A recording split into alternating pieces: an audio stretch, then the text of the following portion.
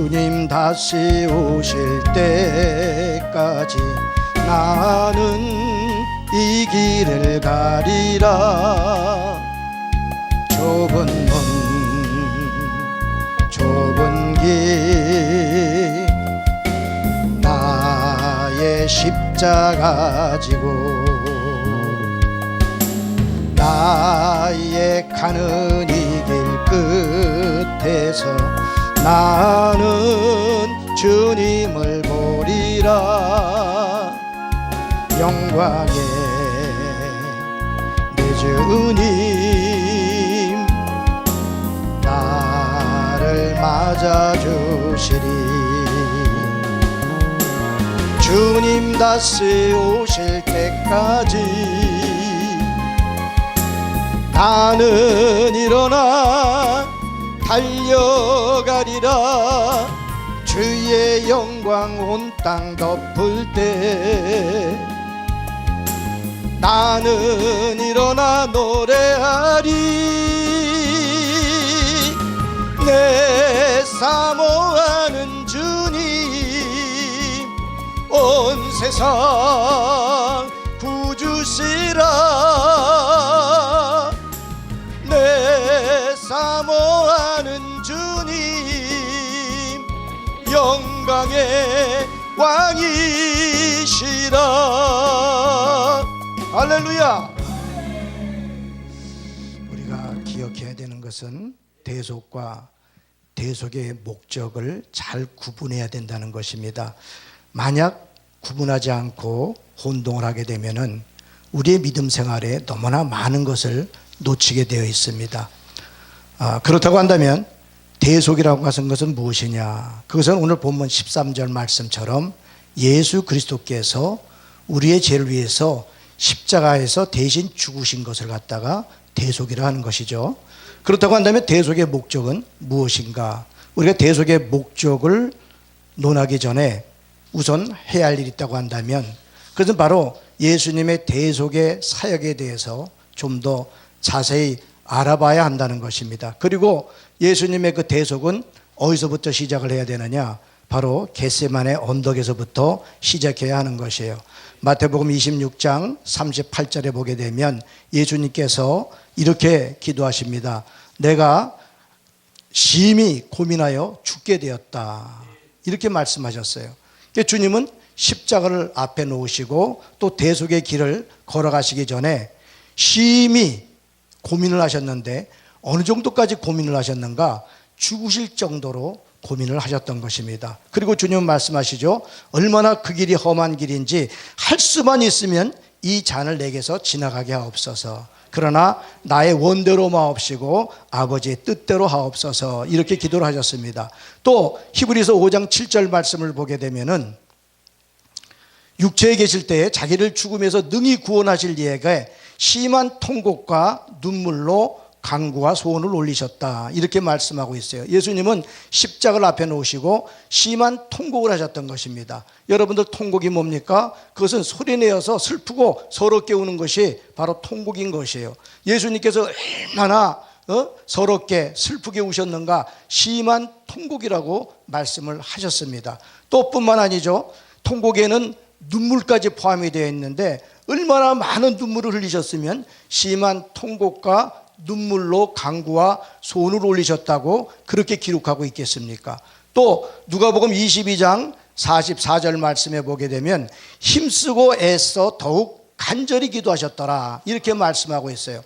성경 어느 것을 본다 할지라도 이 말씀처럼 한 단어에 4가지 부사를 동원해 가지고 강조한 성경은 아마 없는 것 같습니다. 힘쓰고 애써 더욱 간절히 기도하시니. 현대인의 성경을 보니까 이렇게 말씀하고 있어요. 예수께서 괴로워 몸부림치면서 더욱 간절히 기도하시자 땀이 핏방울같이 되어서 땅에 떨어졌다. 예수님께서 기도하실 때 그냥 기도하신 것이 아닙니다. 여러분들, 괴로워서 몸부림치셨다는 것이에요. 그리고 더욱 간절히 기도하셨다는 것입니다. 과연 십자가의 길이 어떤 길이기에 예수님께서 그토록 그 겟세마네 언덕에서 그 마음이 심히 죽을 정도로 괴로워하셨고 또 심한 통곡과 눈물로 기도를 하셨는가? 힘쓰고 애써 더욱 간절히 기도하셨는가? 그래서 그 땀이 땅에 떨어져서 핏방울같이 되었다고 성경은 말씀하고 있는 것입니다. 과연 그 길은 어떤 길이었는가? 이사야서 50장 6절 말씀에 보게 되면은 이렇게 말씀하고 있습니다. 나를 때린 자에게 내 등을 맡기며, 이렇게 말씀하고 있어요. 여기서 나를 때린 자에게 내 등을 맡겼다고 하는 것은 예수님께서 채찍에 맞으신 것을 의미하는 것입니다. 여러분들, 예수님 채찍에 맞으신 그 채찍은요, 사람들에 따라서 다르더라고요. 어떤 분은 그 길이가 다르고, 또 어떤 분은 가닥수가 다르게 얘기하고, 또 어떤 분은 또 때린 횟수도 다르게 이제 말씀하고 있어요. 근데 공통점이 있다고 한다면 어떤 것이 공통점이 있는가? 예수님을 때린 그 채찍은 뼈가, 날카로운 뼈가 거기 달렸다는 것입니다. 또 구슬이, 쇠구슬이 거기 달렸다는 것이에요. 여러분 한번 생각해 보십시오. 그 채찍으로 맞았을 때 주님의 몸이 어떻게 되었나? 날카로운 뼈로 맞으셨을 때는 예수님의 그 몸이, 등허리가 다 찢어졌을 것입니다. 또 쇠구슬로 맞았을 때는 맞은 그 부분이 멍이 드셨을 것이에요. 또 그리고 쇠구슬로 맞은 자리에 날카로운 뼈로 맞았을 때 그 자리가 얼마나 아팠겠습니까? 또 뿐만 아니라 찢어진 그 자리에 쇠구슬로 맞았을 때 주님께서 얼마나 많은 고통을 당하셨겠습니까, 여러분들? 이것은 인간의 상상을 초월하는 것입니다. 인간의 상상을 초월하는 것이에요. 어느 정도로 맞으셨는가? 시편 129편 3절에 보니까 그 맞으신 등허리가 박고랑처럼 길게 되었더라, 이렇게 말씀하고 있어요. 예수님의 등허리는 채찍에 맞으셔서 그 박고랑처럼 길게 되셨던 것입니다. 이게 어느 정도로 맞으셨는가? 시편 22편 17절 말씀해 보게 되면은 뼈가 드러날 정도로 맞으셨다는 것이에요. 뼈가 드러날 정도로 맞으셨다. 그 채찍에 맞은 주님의 등허리는 긴 박고랑처럼 되셨고, 얼마나 심하게 모질게 맞으셨던지 뼈가 드러날 정도가 되었던 것입니다.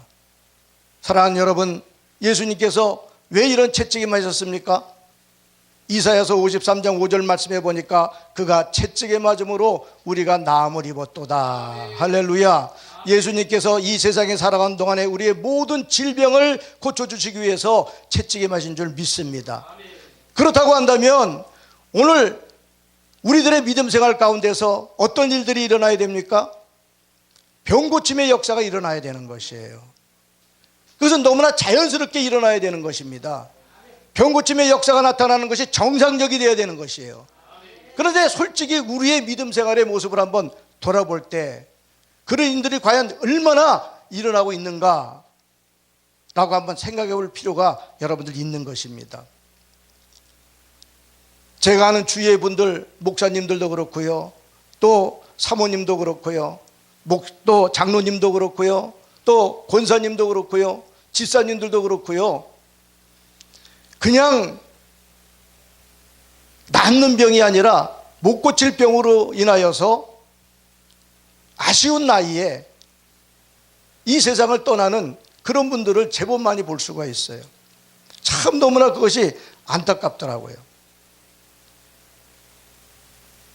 어떤 젊은 집사는 37세의 나이인데 폐병으로, 또 그것으로 인하여서 여러 가지 암이 같이 들어와서 죽고, 또 27살 먹은 어떤 자매가 있는데 그 자매도 4가지 5가지 그 암으로 인하여서 안타깝게 부모님의 그 마음을 아프게 하면서 이 세상을 떠난 것을 볼 수가 있습니다. 여러분들,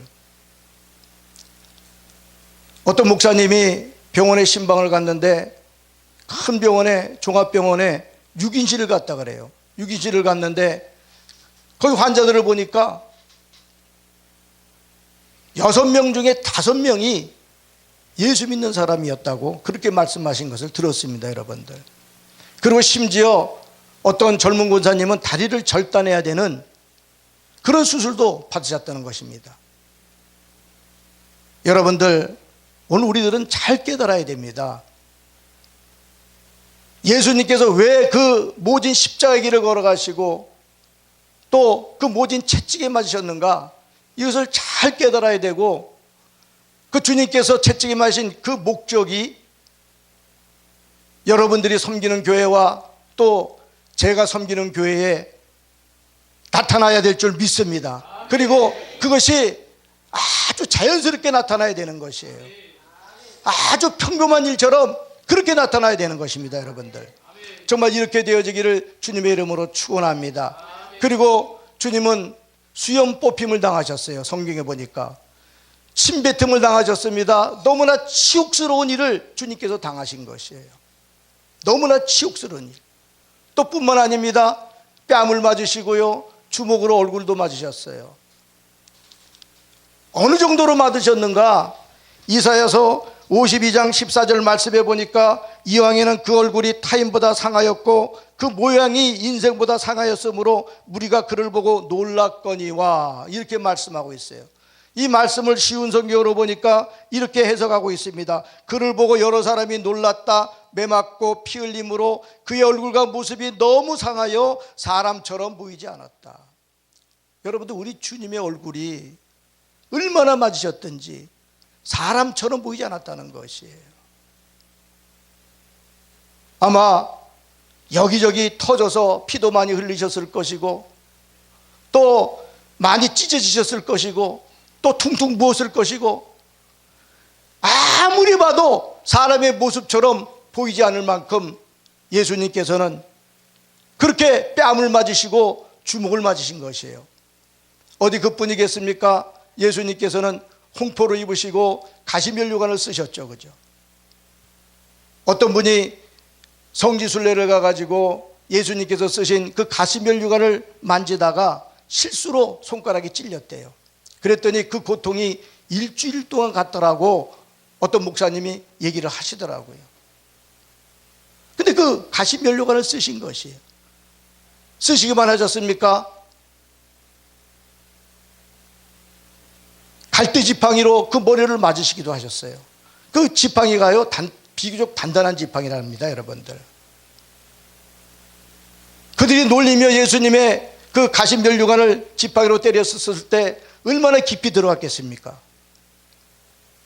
그리고 그 고통은 얼마나 심하셨겠어요. 또 뿐만 아닙니다. 그때 가시면류관에 찔려가지고 흘린 피는 이게 피가 멈춰지지 않는다는 것이에요.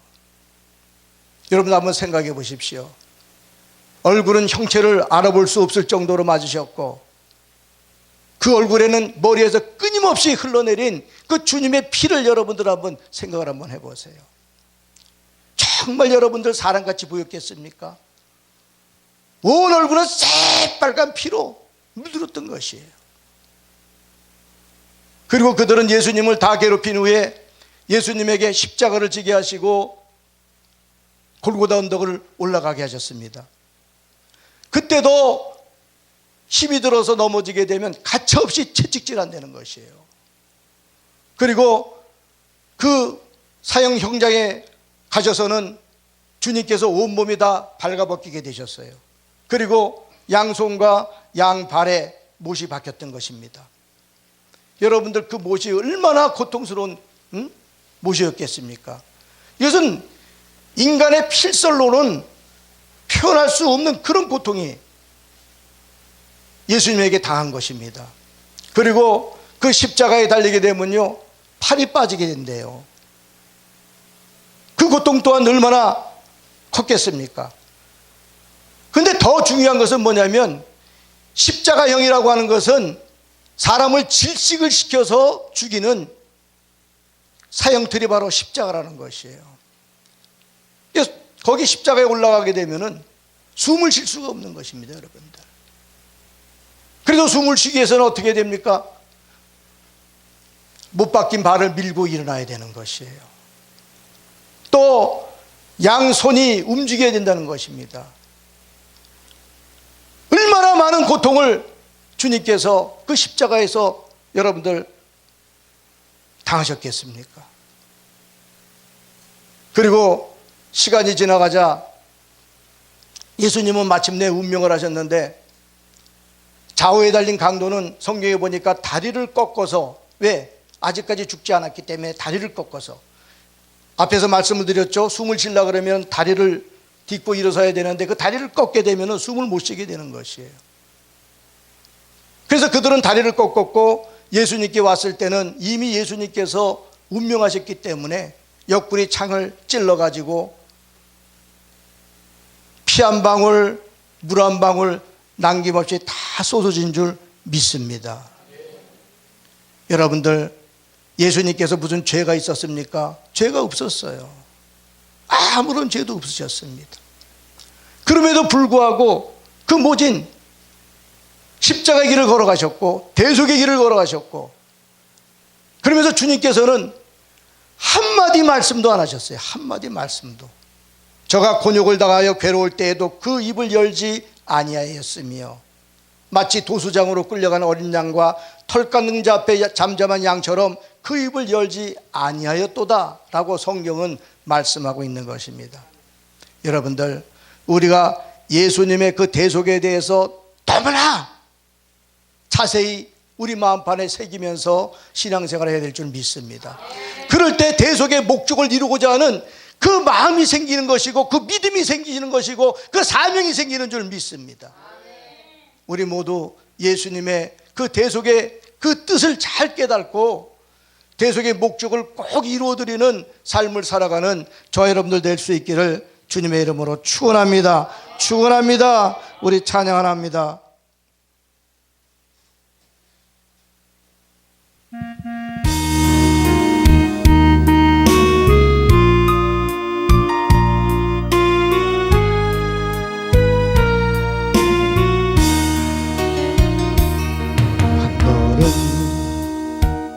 또 한 걸음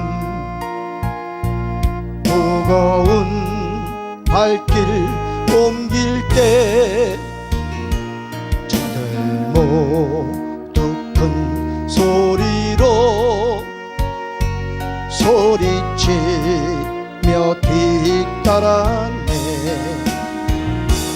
지치어 쓰러질 때 살을 찢는 채찍 소리, 고난의 십자가를 누굴 위해 지셨나요? 주님의 무거운 걸음 내가 어찌할리.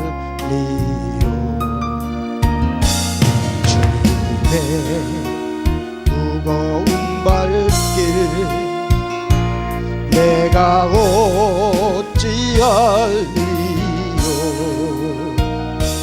한마디 또 한마디 용서의 기도 드릴 때 저들 모두 조롱하며 십자가에 못 박았네. 불보다 언덕 위에 살을 찢는 망치 소리, 쓰리고 아픈 고통 누굴 위해 참았나요? 주님의 용서의 기도 내가 어찌할리요. 주님의 용서의 눈물 내가 어찌할리요.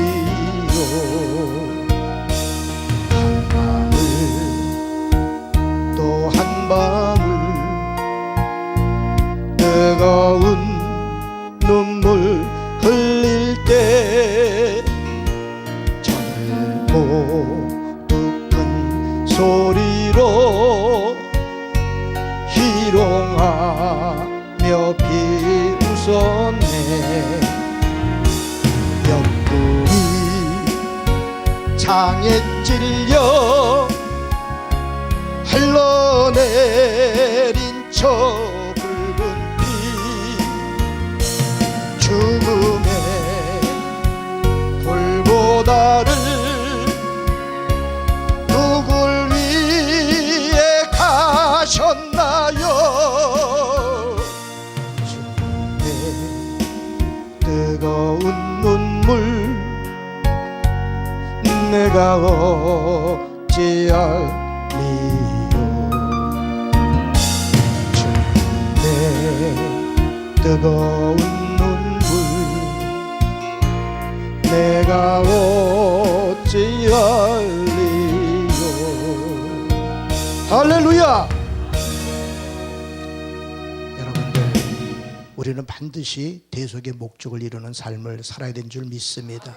그래서 주님이 흘리신 피 한 방울, 주님이 흘리신 땀 한 방울, 주님이 흘리신 눈물 한 방울 헛되지 않는 우리 모두의 사역이 될 수 있기를, 삶이 될 수 있기를 주 예수 그리스도의 이름으로 간절히 축원합니다. 축원합니다. 그렇다고 한다면 대속의 목적은 무엇인가? 오늘 성경 본문에 보니까 뭐라고 말씀하고 있습니까?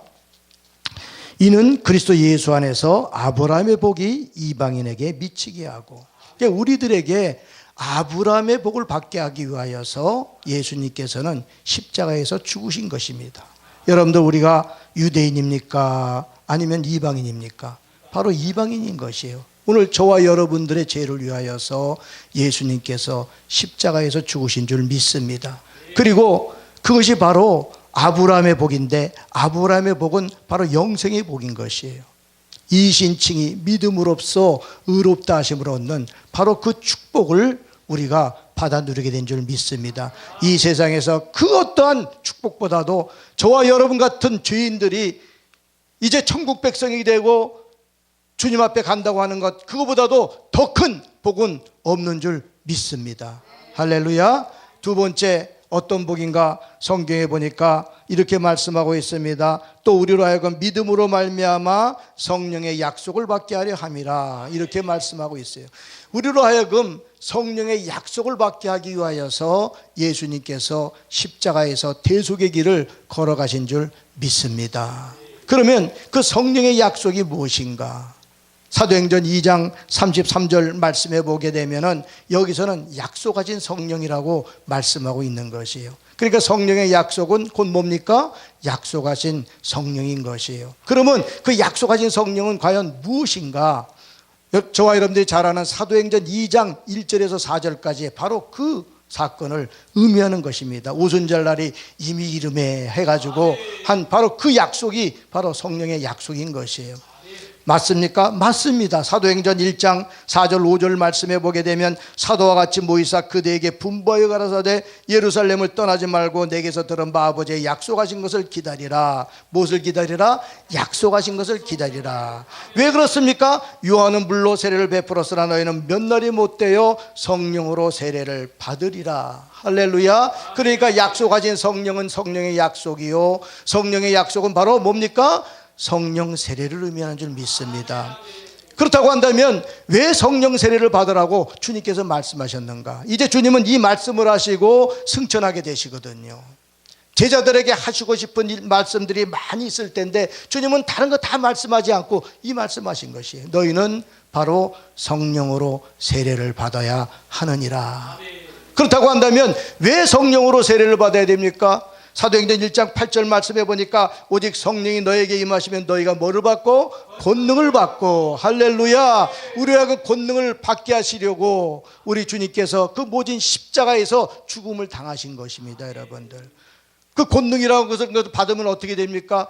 우리가 잘 알듯이 권능은 헬라어로 두나미스라고 하는 것인데, 그 두나미스는 예수님께서 이 땅에 계셨을 때 행하셨던 모든 능력을 말하는 것이에요. 사도들이 그 오순절 마가의 다락방에 성령을 받고 나갔을 때 일으킨 여러 가지 일들을 말씀하고 있는 것입니다. 또 뿐만 아니라 우리 아버지 하나님께서 예수 그리스도를 죽은 자 가운데서 다시 살아나게 하신 바로 그것이 권능인 줄 믿습니다. 할렐루야. 그렇다고 한다면 그 권능을 왜 받아야 되는가? 왜 받아야 되는가? 혹자는 이렇게 얘기를 합니다. 그 권능을 영권이라고 할 수가 있는데, 영권 받으면 뭐를 받아요? 인권 받고 인권 받으면 물권 받는다 이렇게 말씀을 하시는데 그거는 조금은 다른 것이에요.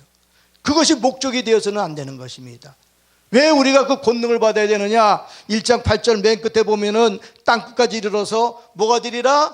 내 증인이 되리라. 할렐루야. 예수님의 증인 되기 위하여서 우리가 권능을 받아야 될 줄 믿습니다. 그런데 어떤 증인이냐? 어떤 증인이냐? 바로 부활의 증인인 것이에요. 어떤 증인? 부활의 증인인 것입니다. 부활의 증인인 것입니다. 그래서 1장 22절 말씀에 보면은 이렇게 말씀하고 있습니다. 우리와 더불어 예수께서 부활하심을 증언할 사람. 부활을 증언할 사람, 증언할 사람이 누구예요? 그 사람이 바로 증인인 것입니다, 여러분들. 그리고 성경을 통해서 볼 때 사도들이 주님께서 행하신 일들을 행하시면서 항상 그들이 증거한 것은 무엇을 증거했느냐? 예수님께서 십자가에 죽으셨다가 3일 만에 다시 부활하셨다, 부활하셨다, 부활하셨다. 바로 이 증인이 된 줄 믿습니다. 오늘 저와 여러분들도 예수 그리스도의 부활의 증인이 되어야 되는 것이에요. 그냥 증인이 아니라 부활의 증인의 삶을 살아야 되는 줄 믿습니다. 할렐루야. 약속하신 성령을 받고 능력을 받은 사람들에게 표적과 기사가 나타났어요. 놀라운 표적과 기사가 나타났습니다. 사도행전 우리가 3장 말씀해 보게 되면 유명한 사건이 있죠. 베드로와 요한이 제9시기도 시간에 예루살렘 성전으로 올라가게 됩니다. 그런데 한 유명 인사를 만나게 돼요. 그 사람이 누구냐? 나이는 40세쯤 되었고 직업은 거지입니다. 그리고 그의 몸 상태는 안진뱅이에요. 태어나서 걸어본 적이 없는 바로 그 안진뱅이. 근데 왜 유명인사라고 하였느냐? 예루살렘에 사는 사람들과 이스라엘 사람들이, 그를 모르는 사람들이 아무도 없었어요. 다 아는 사람이었어요. 심지어 예수님도 아는 바로 그 사람이었던 것입니다. 그의 인생이 여러분들 얼마나 불행했습니까? 안진뱅이로 태어나가지고 또 이왕 안진뱅이로 태어날 것 같으면 돈 많은 부모 밑에 태어났으면 안진뱅이로 태어난 것도 억울한데 빌어먹진 않았을 거 아니겠어요, 여러분들.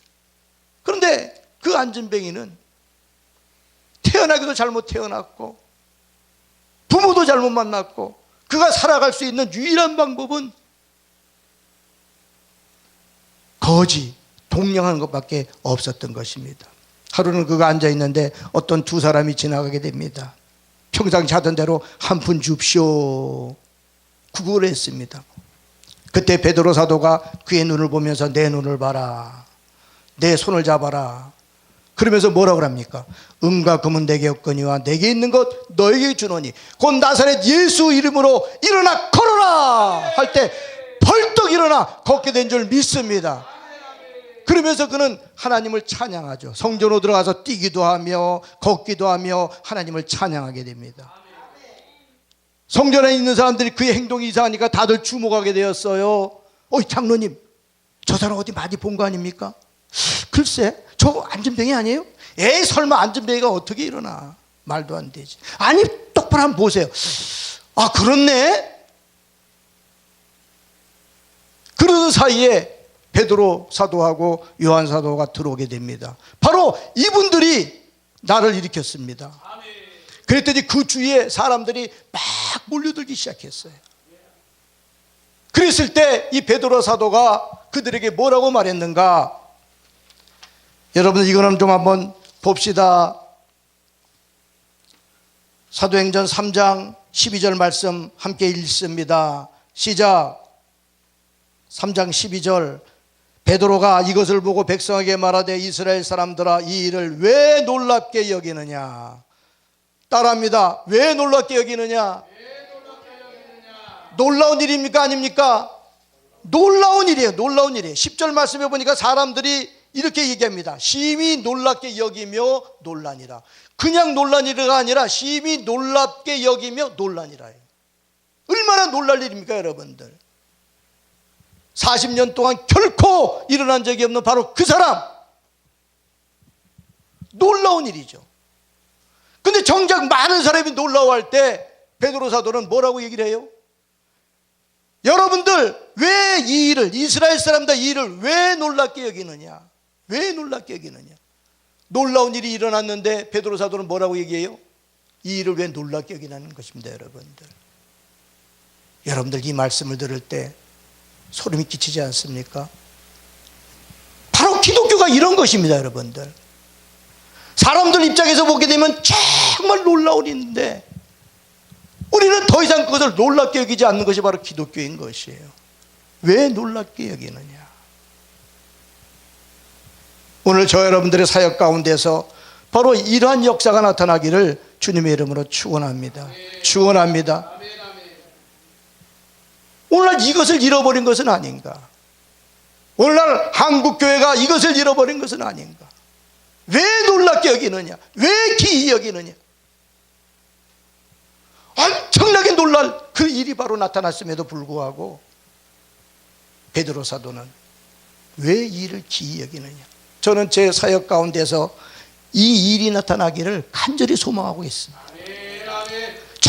정말 사회상 사람들을 보면 깜짝 놀랄 일인데, 심지어 교회 다니는 사람들 보게 되면 어떻게 이런 일이 일어날 수가 있습니까? 라고 하는 그런 일들이 제 사역 가운데 일어나기를 원하는 것이에요. 왜냐? 성경에 기록되어 있기 때문에. 여러분들, 우리는 말씀대로 성경대로 가는 이 말을 참 많이 합니다. 그러나 말씀이 말씀답기 위해서는 그 말씀이 우리 삶 가운데 이루어져야지 말씀인 줄 믿습니다. 정말 그래서 저는 간절히 소망하고 있어요. 또 하나, 그 뒤에 보니까 우리 개인의 경건과 권능과 경건으로 이 사람을 걷게 한 것처럼 왜 우리를 주목하느냐? 따라합니다. 왜 우리를 주목하느냐? 왜 우리를 주목하느냐? 여러분들, 이거 절대로 잊어서는 안 됩니다. 많은 사람들이 주님께서 주신 은혜, 주님께서 주신 축복, 주님께서 주신 능력, 이것을 행하면서 누구를 주목시키느냐? 자기를 주목시키고 있어요. 그래서 어떤 사람들은 이단으로 빠지기도 합니다. 어떤 사람들은 잘못된 길로 가기도 해요. 어떤 사람들은 주님께서 주신 그 귀한 은사를, 능력을 다 소멸하는 것을 보게 됩니다. 여러분들, 우리는 세상에 아무것도 가지고 온 것이 없습니다. 아무것도 가지고 갈 것도 없어요. 모든 것 다 주님이 주신 것입니다. 그렇다고 한다면 우리는 누구를 드러내고 누구를 나타내고 누구를 주목해야 되느냐? 바로 우리 주님을 주목해야 되는 줄 믿습니다. 참, 이 사실을 너무나 소홀하게 여기고 너무나 가볍게 여기는 경우가 얼마나 많은지 정말 안타까울 따름이에요. 저와 여러분들은 주님께서 주신 모든 은혜, 주님께서 주신 그 능력, 주님께서 주신 모든 것들, 그것을 통하여서 나를 주목시키는 것이 아니라 우리 주님을 주목시키는 이 일에 쓰임받는 저와 여러분들 될 수 있기를 주님의 이름으로 축원합니다. 축원합니다. 축원합니다. 할렐루야. 여러분들, 우리는 대속의 목적을 이루는 삶을 살아야 됩니다. 이를 위해서 예수님께서 십자가에 죽으셨어요. 이 사실을 잊지 말고 저와 여러분들의 남은 생애가 대속의 목적을 이루는 그 생애가 되기를 바랍니다. 이외에도 여러 가지 대속의 목적이 나와 있지만 다음에 시간 나면은 말씀을 나누기로 하고, 정말 우리 모두 예수님께서 흘리신 피 한 방울, 흘리신 땀 한 방울, 흘리신 물 한 방울 다 헛됨이 없이 모든 영광 주님께 다 돌리고 그것을 이루기 위해서 남은 생에 몸부림치고 발버둥치며 기도하고 나아가는 우리 모두가 될 수 있기를 주 예수 그리스도의 이름으로 간절히 축원합니다. 축원합니다. 할렐루야.